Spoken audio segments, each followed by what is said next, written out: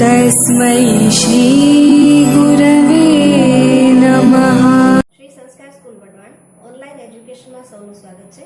આજે આપણે ધોરણ 5ના ગુજરાતી પાઠ્યપુસ્તકનો પાઠ 13 ભારત રત્ન ડોક્ટર આંબેડકર ભણીશું, જેની લેખિકા છે હાસ્યદા પંડ્યા। પ્રસ્તુત એકમમાં લેખિકાએ દલિતો, પીડિતો અને સ્ત્રી ઉન્નતિ માટે જીવન સમર્પિત કરનાર ડોક્ટર ભીમરાવ આંબેડકરના જીવન અને કાર્યોનો ટૂંકો પરિચય કરાવ્યો છે। ડોક્ટર આંબેડકરે ભારતનું બંધારણ ઘડીને બંધારણના ઘડવૈયા તરીકે ખ્યાતિ મેળવી હતી। તેઓને ભારત રત્નના ઉચ્ચ ખિતાબથી પુરસ્કૃત કરવામાં આવ્યા હતા।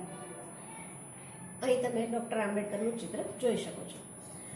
આશરે 100-125 વર્ષ પહેલાની આ ઘટના છે। 6 વર્ષની કુમળી વયના એક બાળકે પોતાની માતા ગુમાવી છે। એના પિતા રામજીભાઈ લશ્કરી શાળામાં શિક્ષક છે। માતૃસુખ ગુમાવનાર પુત્રના વાંકડિયા વાળમાં પિતા હાથ પસવારી રહ્યા છે। ચારેય દિશાઓમાં એમને જાણે કે અંધકાર દેખાઈ રહ્યો છે। મારા આ સૌથી નાના દીકરાનું શું થશે? હું એને સંભાળી શકીશ? એની માતાનું સ્થાન લઈ શકીશ? થોડી વારમાં જ એમણે મક્કમ નિર્ધાર લીધો। નાનકડા ભીમરાવને હું ભણાવી ગણાવીને સારો નાગરિક બનાવીશ, ત્યારે જ એની માતાને સાચી અંજલિ મળશે। પિતાએ પુત્રને હૈયા સરસો ચાપી દીધો। 6 વર્ષનો એ બાળક તે બીજું કોઈ નહીં, આપણા દેશના બંધારણના ઘડવૈયા ડોક્ટર બાબા સાહેબ આંબેડકર। એમનું મૂળ નામ ભીમરાવ। માત્ર 6 વર્ષની ઉંમરે એમની માતા ભીમાબાઈનું અવસાન થયું। દલિતો અને પીડિતો માટે જીવન સમર્પિત કરનાર ડોક્ટર ભીમરાવ આંબેડકરનો જન્મ મધ્યપ્રદેશ રાજ્યના મહુ ગામમાં 14 એપ્રિલ 1891માં થયો। ભીમરાવ રંગે ગૌવર્ણ હતા। એમનું કપાળ વિશાળ હતું, વાળ તો એવા વાંકડિયા કે જોનારની આંખ ઠરે, નાક ટચુકડું પણ આંખો પાણીદાર। પરિવારમાં એ સૌથી નાના, એટલે મા બાપના લાડકોડ સારી પેઠે પામ્યા, પરંતુ દુર્ભાગ્યે માતાનું સુખ વહેલું છીનવાઈ ગયું। એ જમાનામાં સમાજમાં જ્ઞાતિ પ્રથાનું દૂષણ જોરમાં, ઊંચ નીચના ભેદભાવ પાર વિનાના। ભીમરાવને પણ ઘણું સહન કરવાનું આવ્યું। ભણવામાં તેજસ્વી એવા ભીમરાવને આ અપમાનથી ખૂબ જ લાગી આવતું। એ સમયે આવડત નહોતી જોવાતી, જ્ઞાતિ જોવામાં આવતી હતી। એ વાત એને ભારે કઠતી હતી। પોતે મોટો થઈને આ અન્યાયનો વિરોધ કરશે એવો સંકલ્પ કરેલો। રત્ન તે કંઈ ઢાંક્યું રહે? ભીમરાવની પ્રતિભાથી પોરસાયેલા વડોદરાના મહારાજા સયાજીરાવ ગાયકવાડે એને ઉચ્ચ અભ્યાસ માટે શિષ્યવૃત્તિ આપી। પછી તો જાણે ભીમરાવના પગે પાંખો જ ફૂટી। સ્નાતક થયા પછી ભીમરાવને વધુ અભ્યાસ માટે વિદેશ જવાની તક પણ સાંપડી। ચોમેર અંધકારમાં જાણે ઉજાસનું એક કિરણ પ્રગટ્યું। વિદેશમાં પણ ભીમરાવ એવા જ વિદ્યાપ્રેમી રહ્યા। પાર વિનાની આર્થિક તંગી હોવા છતાં પેટે પાટા બાંધીને તેઓ સંદર્ભ ગ્રંથોની ખરીદી કરતા। ભીમરાવ હવે ડોક્ટર ભીમરાવ આંબેડકર બન્યા।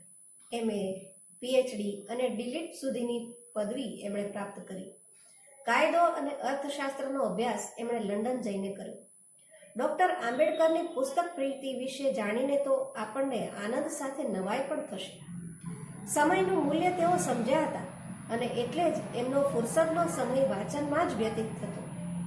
અનુકૂળતા થાય કે તરત જ તેઓ પુસ્તકોની દુકાને પહોંચી જતા। આશરે 2000 જેટલા દુર્લભ ગ્રંથોનો એમણે સંગ્રહ કર્યો હતો। પેટની ભૂખ વેઠીને પુસ્તક ખરીદનાર વ્યક્તિ મહાન કાયદાશાસ્ત્રી ન બને તો જ નવાય। ડોક્ટર બાબા સાહેબ તો એવા પુસ્તક પ્રેમી કે દુર્લભ પુસ્તક મેળવવા વહેલી સવારે માઇલો લગી ચાલીને વાંચનાલયે જાય, મોડે સુધી વાંચનાલયમાં બેસીને વાંચ્યા કરે, ત્યાંથી પાછા આવીને પાછું વાંચવાનું। છે ને નવાઈ ભરી વાત। સંઘર્ષો વેઠીને આટલું ઊંચા દરજ્જાનું શિક્ષણ મેળવ્યા પછી ડોક્ટર ભીમરાવને નોકરી તો મળી, પરંતુ એ વખતના આપણા સામાજિક દૂષણ, અસ્પૃશ્યતાનો પણ કડવો અનુભવ થયો। તે એટલે સુધી કે એમની જ ઓફિસનો પટાવાળો પણ એમની સાથે ગેરવર્તાવ કરતો હતો। ડોક્ટર આંબેડકરને થતું કે પોતે ભણી ગણીને સારી જગ્યાએ નોકરી કરે છે, છતાં જો આ રીતે અપમાનિત થવું પડતું હોય તો પછી મારા અભણ અને આર્થિક રીતે નબળા જ્ઞાતિબંધુઓની સ્થિતિની તો વાત જ શી કરવી? આ તો સામાજિક અન્યાય કહેવાય। માનવ માત્ર સમાન છે, કોઈ ઊંચું કે નીચું નથી, તો પછી આવું કેમ? તેમણે મૂકનાયક નામનું એક પાક્ષિક શરૂ કર્યું. માત્ર લેખ કે પુસ્તકો લખીને તેઓ અટકી ન ગયા, કર્મશીલ પણ બન્યા. 20 જુલાઈ 1924ના રોજ એમણે બહિષ્કૃત હિતકારિણી સભા નામની સંસ્થાની સ્થાપના કરી. આ સંસ્થા દ્વારા સામાજિક ઉત્થાનની અનેક પ્રવૃત્તિઓ થવા લાગી. છાત્રાલયો, વાંચનાલયો, શૈક્ષણિક વર્ગો અને સ્વાધ્યાય મંડળો પણ ખોલવામાં આવ્યા.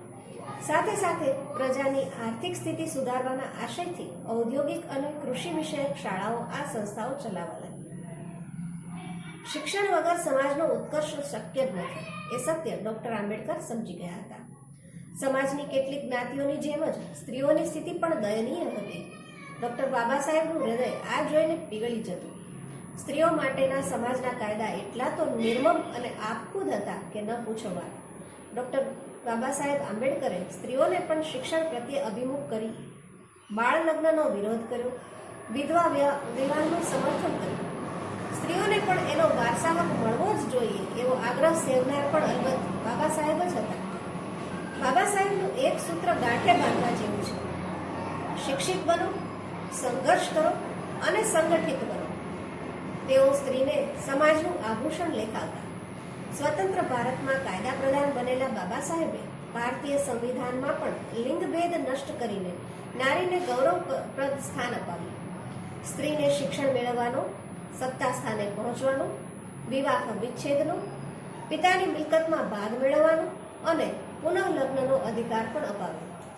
કાયદાઓની સાથે સાથે બાબા સાહેબે સ્ત્રી શિક્ષણને ઉત્તેજન મળે એવી શુભ નિષ્ઠાથી પ્રેરાઈને વિદ્યાર્થીઓને ફીમાં છૂટ અપાવી, છાત્રાલયો બાંધવા માટે વિનામૂલ્યે જગ્યા અપાવી, નિધિ એકત્ર કરીને ભોજનની વ્યવસ્થા પણ કરાવી. એટલું નહીં, સ્ત્રીઓને મતદાન કરવાનો અધિકાર મળે એ માટે આગ્રહ સેવનાર પણ બાબા સાહેબ જ હતા. ડૉક્ટર બાબા સાહેબ પ્રખર દેશભક્ત પણ હતા. આઝાદીના જંગમાં પણ એમની મહત્વની ભૂમિકા હતી. મહાત્મા ગાંધી સાથે પણ એમણે કાર્ય કરેલું. એમની સાથે વખતો વખત મતભેદો પડવા છતાં બાપુ પ્રત્યે બાબા સાહેબને સંપૂર્ણ આદર હતો.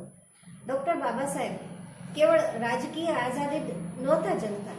ખરી આઝાદી તો આર્થિક, સામાજિક અને શૈક્ષણિક આત્મનિર્ભરતામાં છે એવું તેઓ દ્રઢપણે માનતા. વિચાર પુરુષ ડૉક્ટર બાબા સાહેબના જીવન પર સર્વાધિક પ્રભાવ બુદ્ધ, કબીર અને જ્યોતિબા ફૂલેનો હતો. બંધારણના ઘડવૈયા ડૉક્ટર બાબા સાહેબે મૂક નાયક ઉપરાંત બહિષ્કૃત ભારત, જનતા, પ્રબુદ્ધ ભારત જેવા સમાચાર પત્રો પણ ચલાવ્યા. પોતાના વિચારો એમણે કેટલાક અંગ્રેજી પુસ્તકોમાં પણ પ્રગટ કર્યા છે, જેમાં ધ પ્રોબ્લેમ ઓફ રૂપી અને બુદ્ધ એન્ડ હિઝ ધમ્મ મુખ્ય છે. આવા મહાન દેશભક્ત, દલિતો અને વંચિતોના ઉદ્ધારક, ગરીબોના બેલી અને સ્ત્રીઓના પક્ષધર ડૉક્ટર બાબા સાહેબ આંબેડકરનું દેહાવસાન 6 ડિસેમ્બર 1956માં થયું.